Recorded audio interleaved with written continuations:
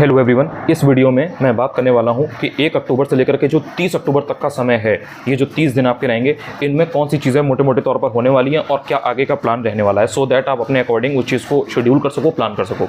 आपको मालूम है कि ये जो वज्र बैच शुरू हुआ था 1 अगस्त से, तो उसमें अगस्त का 1 महीना और सितंबर का महीना, 2 महीने बीत चुके हैं। तीसरा महीना जो फाइनल लैप है, जो आखिरी महीना है, वो अब शुरू हो गया है। अब यहाँ से आपको ध्यान रखना है, मैंने आपको पहले ही बताया था कि ये 3 महीने की साइकिल रहेगी, अगस्त, सितंबर, अक्टूबर। इसके बाद का जो भी समय है, चाहे वो नवंबर का हो, दिसंबर का हो, उसमें मैं पूरा रिवीजन करवाऊंगा। बाकी इंसान पीडीएफ कलेक्ट कर रहा होगा, इधर उधर ये दिख रहा होगा कि कौन सा पेड कोर्स ले लें और मेहनत ना करनी पड़े, लेकिन सिर्फ और सिर्फ पेड कोर्स ले लें और सिलेक्शन हो जाए। और सामने वाला आपको बता भी यही रहा होगा कि कैसे आप हमारा बैच लेकर के सिलेक्ट हो सकते हो, मेहनत कुछ नहीं, हम आपको सचिवालय लेकर के जाएंगे। इंसान ये कर रहा होगा और लोग ऐसा कर रहे होंगे, लेकिन आप वहाँ पर के सब्जेक्ट्स तैयार करके बैठे होगे और मेरे साथ रिवीजन कर रहे होगे, वैल्यू एडिशन कर रहे होगे, वो चीज़ें तैयार कर रहे होगे जो चीज़ें आपकी पढ़ते टाइम छूट गई थी या मोस्ट इंपॉर्टेंट थी लेकिन आपने तैयार नहीं की थी। डायरेक्ट आप क्वेश्चन वो तैयार कर रहे होगे जो एग्जाम में आ सकते हैं, जो टॉप लेवल के क्वेश्चन हैं या अच्छी चीज़ें हैं जो एग्जाम में पूछी जाती हैं, रादर देन कि जस्ट बिकॉज कि किसी इंसान ने कह दिया कि ये पढ़ लोगे तो इससे हो जाएगा। तो वो सारी चीज़ें होने वाली हैं। अब यहाँ पर जो एक्चुअल में चीज़ें हैं उनको समझो। मोस्ट इंपॉर्टेंट जो चीज़ है वो ये है, पॉलिटी, इन्वायरमेंट, हिस्ट्री में सिर्फ एक चीज़ नहीं, ancient history, medieval history, modern history, ये आपकी चीज़ें तैयार हो चुकी हैं।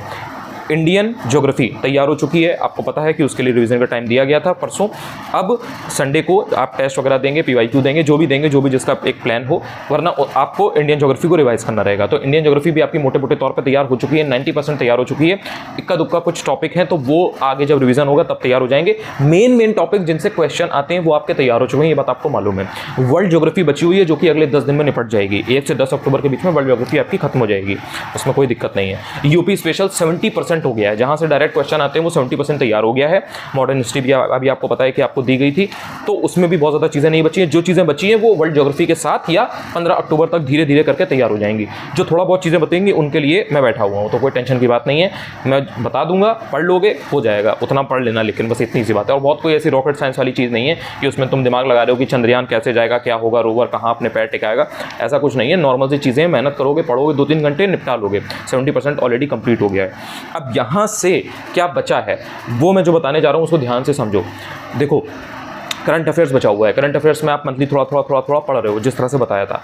अब यहाँ से जब मेजर स्टैटिक का पोर्शन निपट जाएगा तो करंट में मैं बहुत तगड़ी चीज़ लाने वाला हूँ। मैं उसमें बताऊंगा कि कैसे क्या चीज़ें हैं, तो वो वहाँ से आपको डायरेक्टली हेल्प मिल जाएगी और आपका एग्जाम जब तक आएगा फिर वो चीज़ लगातार चलेगी। तो उससे क्या होगा, आपका रिवीजन हो जाएगा। तो पहली चीज़ तो ये है। तो करंट अफेयर्स के लिए बहुत ज़्यादा परेशान हो मत। जब आपका स्टैटिक का पोर्शन तैयार हो जाएगा तो मैं टेलीग्राम पर पिक्स वगैरह भी भेजूंगा इंपॉर्टेंट। आप जो समझदार होगा वो उन पिक्स को पढ़ लेगा, चाहे अपने पास से पढ़ो चाहे वहाँ से पढ़ो। मैं नहीं कह रहा कि वहाँ से पढ़ो, लेकिन कम से कम देख लो कि हाँ ठीक है, भैया ने क्या शेयर किया है या सर ने क्या शेयर किया है। उसको अपने पास से, तुम्हारे पास कोई ना कोई मैगजीन होगी, उसको वहाँ से पढ़ लेना टिक करके। या फिर अगर कहोगे, अगर रिस्पॉन्स अच्छा आएगा तो मैं क्रॉनिकल का या जो भी मैगजीन आप बताओगे उसको फिर मैं फिल्टर करके बता दूंगा कि ये इंपॉर्टेंट है, ये पढ़ लो, और जब एग्जाम होगा तो उसमें मिल जाएगा। ठीक है। अब इसमें यहाँ पर करंट अफेयर्स की दिक्कत आपकी खत्म हो गई। दूसरा सब्जेक्ट आपका क्या पता, जनरल साइंस, सामान्य विज्ञान।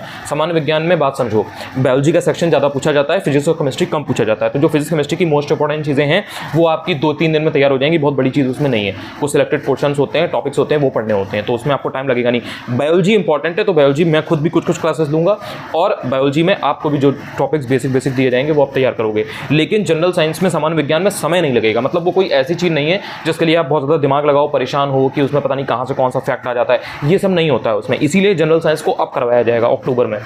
इसके साथ में बात आती है इकोनॉमी की। इकोनॉमी भी इसीलिए अभी तक आपको नहीं करवाया गया 2 महीने में, बिकॉज इकोनॉमी में, अर्थव्यवस्था में जो क्वेश्चंस होते हैं वो करंट अफेयर से ज़्यादा मोटिवेटेड होते हैं, करंट अफेयर से ज़्यादा ड्राइव्ड होते हैं। तो उसमें पता रहता है कि क्या एक्चुअल में इंपॉर्टेंट है।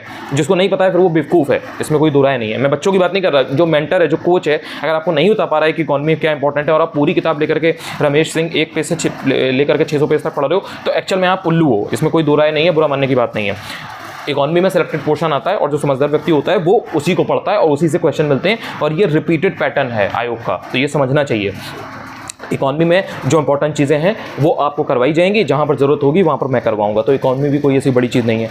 एग्रीकल्चर और सेंसस, ध्यान रखना, एग्रीकल्चर और सेंसस हल्के सब्जेक्ट्स नहीं है।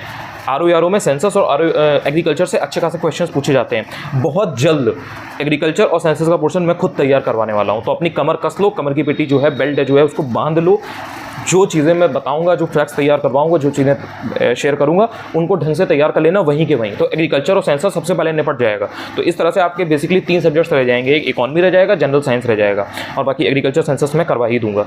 तो इस तरह से आपका अक्टूबर महीने में मेरा ये पूरा प्लान है। अब इसमें आप मेरे साथ चलते हो कि नहीं, ये मुझे जरूर बता देना कि हार मान के बैठ गए हो या साथ चलने वाले हो।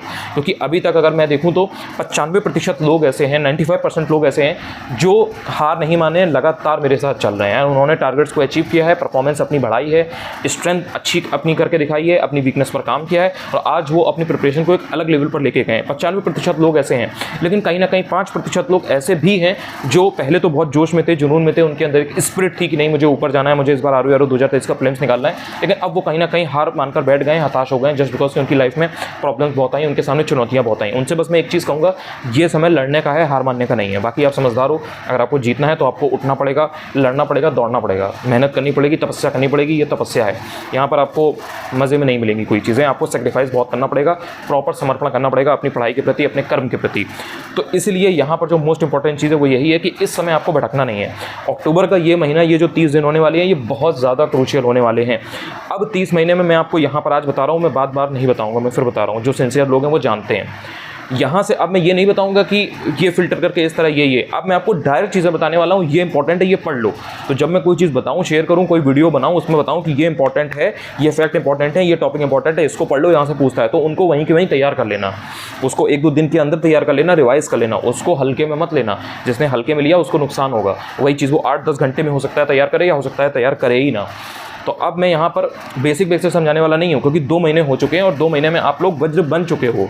अब उस वज्र को आपको चलाना सीखना है। तो इस 1 महीने में वज्र को चलाना सीखोगे कि आपके सामने अगर मुसीबतें आ रही हैं, प्रॉब्लम्स आ रही हैं, कोई सब्जेक्ट में कोई क्वेश्चन आ रहा है जो टफ है, तो अब आपको ये देखना है मैं इसका आंसर कैसे निकाल सकता हूँ। अब आप बच्चे नहीं रहे, अब आप प्रो हो चुके हो उस चीज़ में।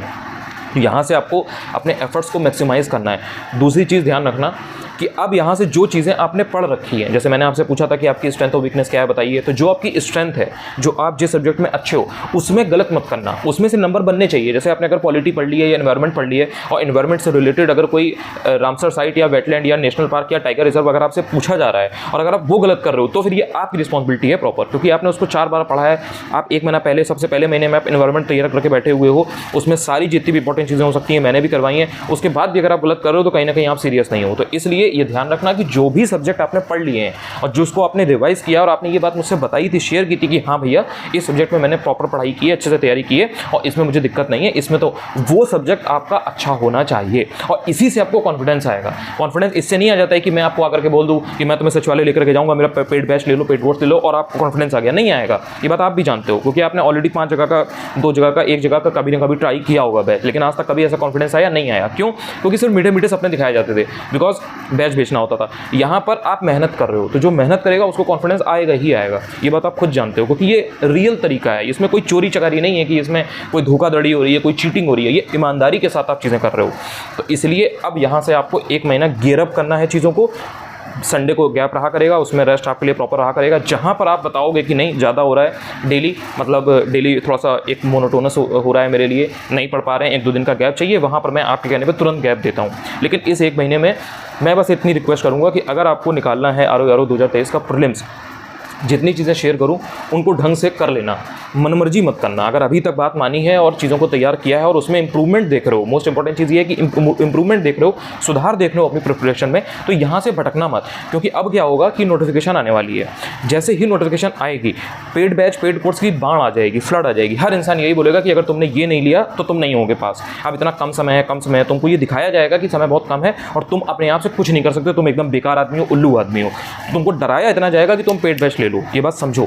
यहाँ पर तुम्हें अपने ऊपर भरोसा रखना है, कोई कितना भी बोले, लेकिन तुम्हें अपने दिमाग से डिसीजन लेना है। जो चीज़ तुम्हारी प्रिपरेशन में वैल्यू ऐड कर रही है, तुमको ऊपर ले जा रही है तुम्हारी प्रिपरेशन में, उसमें तुम 1000, 500, 2000, 4000, 5000 जो तुम्हें लगाना है लगाओ, मुझे फर्क नहीं पड़ता, मुझे कोई मतलब नहीं है, क्योंकि तुम्हारे अटैम्प्ट पे तुम्हारी ज़िंदगी, तुम्हारा पैसा है। लेकिन अगर तुम्हें फ़ायदा नहीं होता है तो सिर्फ डर की वजह से कोई चीज़ मत खरीदना।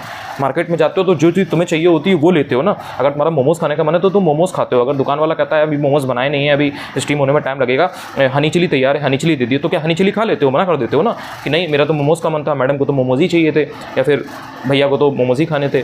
खानी चली नहीं खाएंगे। तो आप चॉइस लेते हो ना, एक डिसीजन मेकिंग करते हो। तो इसी तरह की डिसीजन मेकिंग जब आपकी पढ़ाई की बात आती है, आपके टारगेट की बात आती है, आपके एग्जाम की बात आती है, आपकी ज़िंदगी की बात आती है, तो दूसरे पर क्यों दे देते हो कि भाई वो डिसाइड करेगा कि आपका सिलेक्शन होगा कि नहीं होगा। अरे भाई आप डिसाइड करो कि मैं मेहनत करूँगा, हाँ उसमें अगर हेल्प करने के लिए उसमें पता है कि हाँ इस इंसान के थ्रू जुड़ करके मुझे एक्चुअल में फ़ायदा मिलेगा और यहाँ से मुझे फ़ायदा मिला है अभी तक, तो मैं ये चीज़ ज्वाइन करने को तैयार हूँ। उसमें आपको एक अपना डिसीजन मेकिंग करना है, लेकिन भटकना मत।